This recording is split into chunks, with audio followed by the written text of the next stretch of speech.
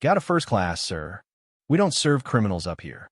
That's what First Officer Brian Keller said, cool, loud, and so clear the whole cabin could hear before he ripped my boarding pass in two, letting the pieces drop right onto the carpet like it was lint.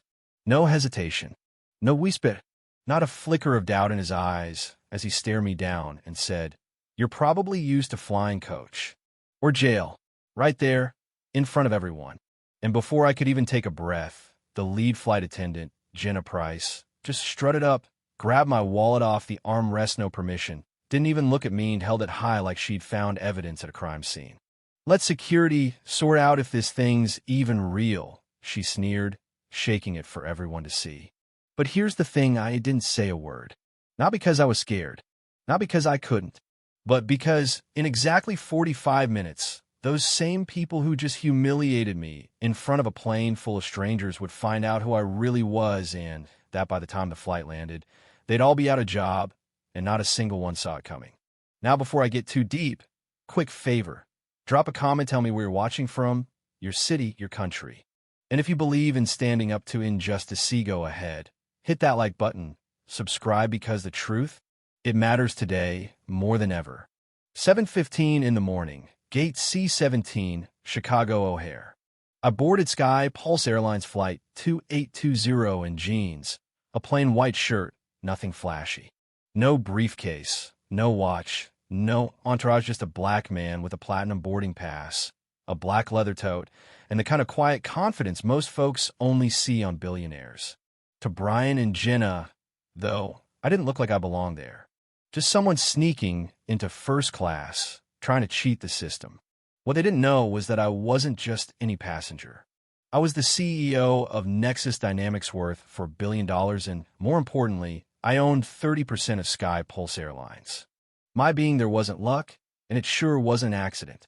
I was on a mission, a silent, in-person audit after reading some anonymous Reddit posts about racism creeping into Sky Pulse's first-class service. This wasn't about revenge. It was about finding out, face-to-face, how deep the rot went. Brian looked at my platinum card like I'd printed it at home. "Where'd you get this, Amazon?" Jenna snatched it out of my hand, turned to the whole cabin, and announced, "We got a forged flyer here." I heard a couple in row 3 snicker. Someone muttered, "They always try to game the system." And that's when a young man in 2A Andre Carter, just 28, pulled out his phone and started filming, whispering injustice on Sky Pulse Airlines as he posted it to X. No hashtags, just raw. Instantly, you could feel the tension, side eyes, whispers, people shifting in their seats. Owen Hayes, across the aisle, slammed his tray table. "You're profiling him." "It's obvious," he said to Brian. I kept calm, but honestly my mind drifted. 20 years ago, I was just a kid flying alone for the first time, headed to Dallas for a pitch. Saved up for months to afford that first-class seat. Sat down in my favorite hoodie and sneakers, proud. But the flight attendant walked up, looked at me, and in front of everyone said, "Are you sure you're in the right seat?" She stared at my ticket, called over a coworker to double-check it, never apologized, just shrugged and moved on. I didn't say a word, but I made a promise to myself. One day, I'd own the airline.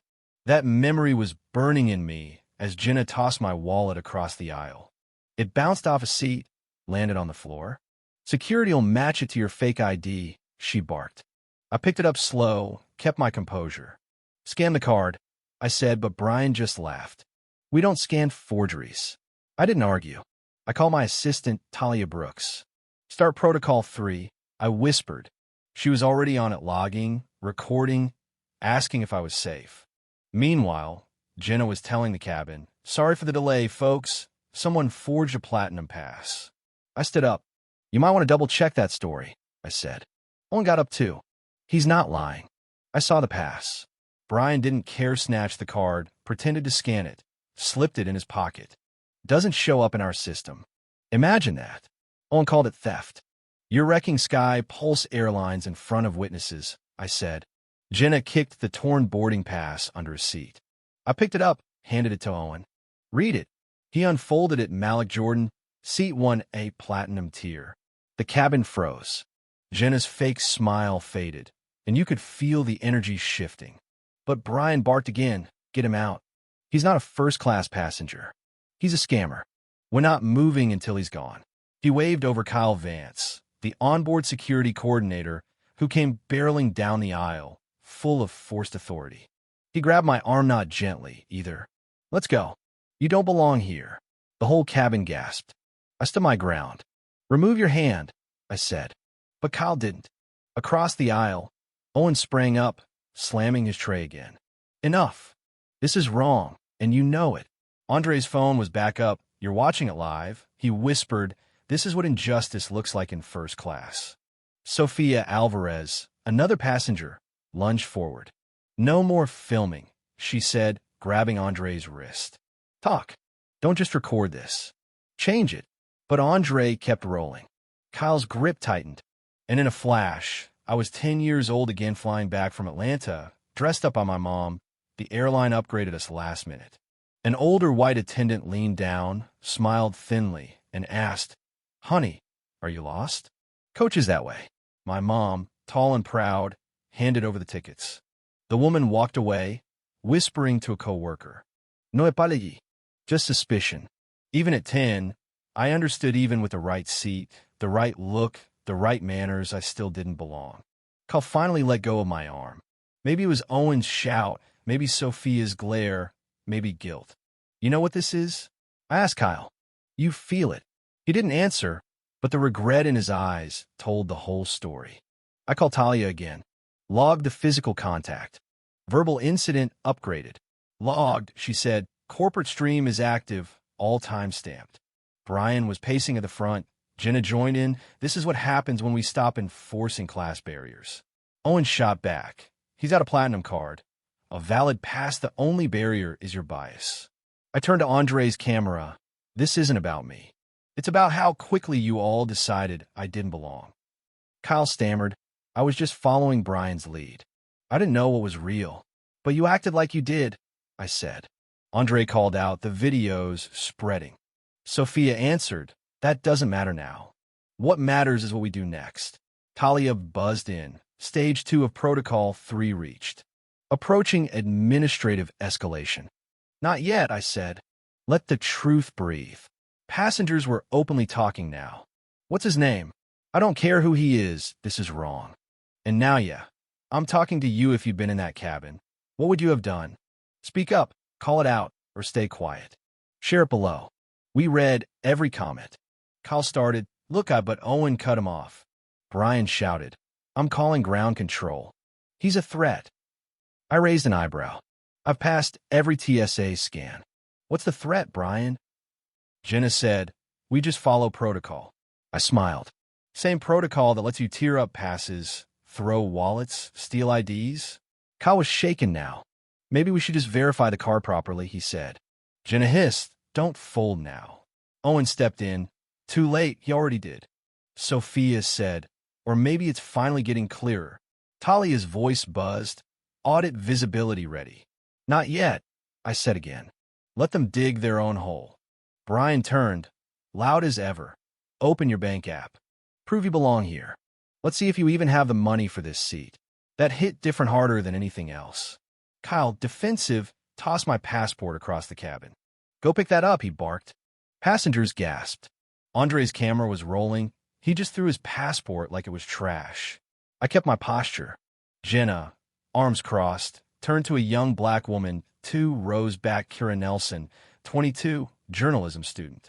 You two together? She asked. All insinuation. No, Kira said softly, shrinking in her seat. I don't even know him. Jenna laughed. Sure, but first class is getting real crowded with you people today. That phrase you people hit like a whip. Something snapped and meant it in anger, but clarity. I remembered another flight, another humiliation. I just closed my first $2 million contract, splurged on first class. The attendant asked if I won a sweepstakes. Later she whispered, you people really are breaking ceilings these days, huh? She thought she was being kind. She didn't see how it shattered me. Now, here I was, reliving it with a younger mouth and sharper uniform. Kyle moved forward. Sir, I'm going to have to ask you to move toward the front while we sort this out. I didn't answer. Owen stepped in. Don't touch him again. That's assault. Other passengers joined. He hasn't done anything wrong. He showed his card twice. Andre said, "We've got 12 witnesses. And proof on video." Jenna said, "Passengers aren't allowed to film staff." Sophia shot back, "And staff aren't allowed to discriminate, pick one." Talia, "Initiate audit," I said. She confirmed, "Leadership now watching live." "Give them 5 minutes," I said. "Let's see who chooses the right side." Kyle looked at Jenna. "This doesn't feel right anymore." "It never did," I replied. Brian shoved me. "You're being detained under suspicion of forgery." But the passengers reacted first. Owen blocked Brian. "You're done." Kira stood up. "You don't know who he icing, that's the problem." I turned to the cabin. "I told you before you were wrecking your own airline." I raised my phone. "Talia, confirmed. Oh, I still own 30% of Sky Pulse Airlines." Her voice rang out. "Affirmative. The board is aware in real time." Jenna's mouth opened, but nothing came out. Brian looked like a man who'd forgotten how to breathe. My voice was steady. "My name is Mal Jordan. I'm the CEO of Nexus Dynamics and a shareholder of this airline. I've been silent long enough, but this ends now." Owen shouted. "They harassed their own boss." The cabin erupted, some in shock, some in support. "Now let me ask you what you have done. Filmed? Spoken up? Stayed quiet? Let me know in the comments, because what you choose now says everything about the world we live in." Brian, Jenna, Kyle, 3 uniforms, 3 faces, all crumbling. "This flight is grounded," I said, "but not by maybe your decisions." I looked toward the cockpit. "You should all sit down. The next 10 minutes will decide your future." Brian lost it, called security, ordered Kyle to drag me out. But Kyle froze. Owen stepped into the aisle. "Nope, he's not going anywhere." A woman joined, arms outstretched. "Andre, you're dragging a black CEO off his own flight. Think about it." Sophia stood between me and Kyle. "You want to escalate? Do it with your voice, not your hands." Passengers formed a wall in the aisle, shoulder to shoulder. Kyle's hand dropped. "Brian, they're blocking the aisle," he muttered. "Push through," Brian shouted. I turned to Kyle, voice low. "Choose." Kyle froze. Andre's phone buzzed. 20,000 views. People are watching right now. Jenna tried one last time with Kira. "You think they care about you?" Kira stood up, voice trembling but clear. "I don't care if they care. I'm not sitting down while you tear people apart." Brian lunged, but I raised my phone. "Talia, escalate."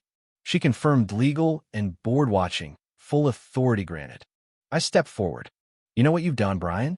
I built the aircraft you're standing in. I own 30% of this airline. You don't own anything. Accountability is coming now." Kyle's grip vanished. "He didn't forge anything," he said, finally. "I think we all knew that." Jenna looked betrayed. Kyle just shook his head. "This isn't policy. This is pride gone rotten." A wave of murmurs swept the cabin. "I want to ask you, if you were Kyle, pressured by your boss, but surrounded by truth, what would you do? Protect your paycheck or do the right thing?" Passengers were allies now. Andre stepped up. "You've got backup," Sophia asked quietly. "This wasn't just a test, was it?" "It was never just a test," I said. "It was a reckoning." Jenna tried. "We're the airline crew. You don't get to overrule us." "Owen, we just did. So did your boss." Kyle ripped off his badge, tossed it in the trash. "I'm not part of this anymore." Brian cursed him out, but no one cared. The passengers were applauding. Talia buzzed in. "PR is standing by. Legals approved immediate action." I faced the cabin. "Effective immediately. First Officer Brian Keller, Lead Flight Attendant Jenna Price, Security Coordinator Kyle Vance, you are relieved of all duties and permanently dismissed from Sky Pulse operations." I turned to Jenna. "You are banned from all Sky Pulse routes. For cause." The silence was absolute. Brian sputtered. "You can't fire me. I've been here 16 years. 16 years, I replied.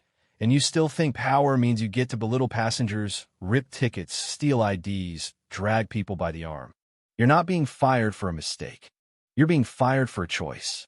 Today, the consequence caught up. Jenna broke down. "You want truth? 7 complaints about Brian in a year, all for bias." I shredded them. Thought they didn't matter. I didn't think he mattered. That was the last thread snapped. "Kyle, broken. You knew? You had those." "Talia, Board confirms. Immediate termination. Audit logged. You didn't just fail an audit, Jenna, I said. You failed the people you swore to serve. I apologized to the cabin. You trusted this airline and forgot what that meant. Andre, lowering his phone, not anymore. We won't let this disappear. Sophia, justice happened today because people stood up. Mr. Vance, I said to Kyle, your silence made this worse. You had a choice. I hope someday you learn what courage looks like. I do. I see it now, he replied. Talia, all terminations processed. PR preparing a statement. If anyone wants to give a statement, I told the passengers, stay seated. Legal and media will meet us on the jet bridge. A few clap not for show, but for truth. So let me ask you, have you ever had to make yourself small, just to avoid being seen as a threat?